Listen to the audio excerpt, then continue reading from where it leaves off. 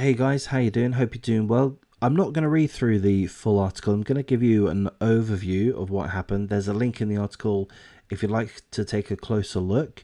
But we'll start with the headline. A children's therapist who violently slapped a vulnerable 4-year-old boy 10 to 20 times in front of his mother because the boy didn't put his shoes on is ruled fit to work again. Okay, so I'll give you an overview, as I say. It's in regards to this piece of shit here. His name is Raymond Priest, if I pronounce that correctly. He's a children's therapist. He works for a company called Maximum Potential in London.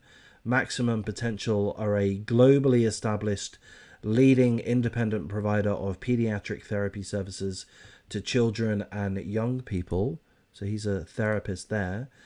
And he had an incident that we know of in which he was had a session with one of his clients, a 4-year-old boy, and the therapist slapped the boy across the face 10 to 20 times, described as violently slapped. The boy's cheeks were reddened. He was crying. Why did the therapist slap the boy multiple times? Well, because the boy pretended to be asleep and because the boy struggled to put his shoes on. The 4-year-old boy struggled to put his shoes on, so the therapist slapped him multiple times across the face. That's what happened.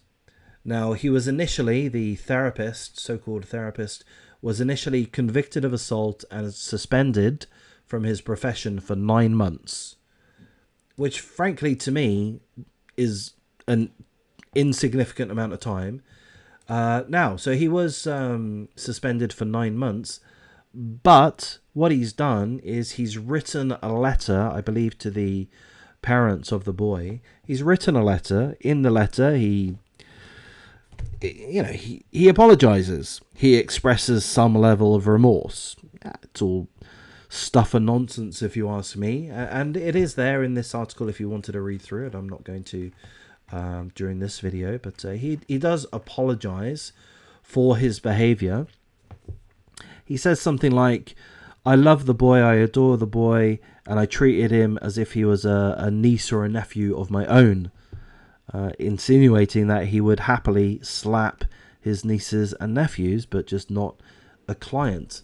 Anyway, he made that letter of apology, and from that, the Health and Care Professionals Tribunal Service declared that everything was fine, everything had been handled, and that Mr. Raymond Priest, the children's therapist that goes around slapping children in the face, should be reinstated. He should no longer be denied the ability to work as a children's therapist. So that's really what the article is telling us. Raymond Priest was suspended for a total of 9 months, and then he was also given a 12-week prison sentence, which was suspended for 12 months, which effectively means that he was given no prison sentence. And he also left the United Kingdom to work in Germany, where the suspension didn't impair his ability to work. So basically, this article is telling us that this guy here has acknowledged slapping one of his clients, a 4-year-old boy, in the face multiple times in one session, and he's allowed to carry on being a child therapist. It's not a problem. It's not a problem for Maximum Potential in London, which, again, is a globally established leading independent provider of pediatric therapy services.